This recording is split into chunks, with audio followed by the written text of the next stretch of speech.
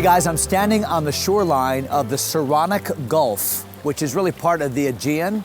And this is kind of where it ends. And there's a little isthmus between here and the Gulf of Corinth, about 4 kilometers. And the Corinth Canal connects them in modern day.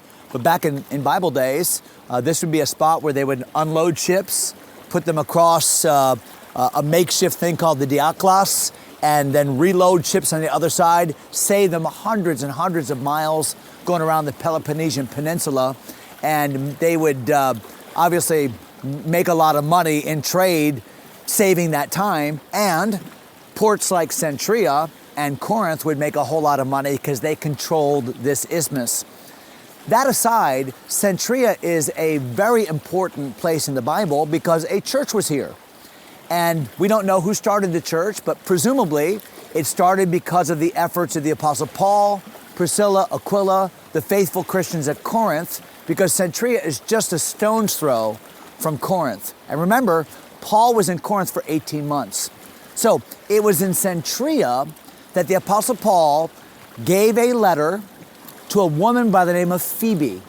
The word Phoebe means bright.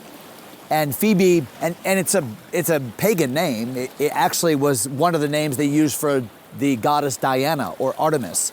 But Phoebe got saved. And Phoebe was a faithful Christian and a woman of some means. And the Apostle Paul entrusted her to take the letter he had just written, the letter called Romans. And she took that letter to Rome from here. So think about the book of Romans. We're going through it right now on my podcast. What a rich book in the Bible. And Phoebe was the person whom God used to faithfully take that message to Rome. And it gets me to thinking, am I faithfully taking the messages that God has given me to the places that I'm going? You know, even now, I'm taking the message of Romans to the podcasting world.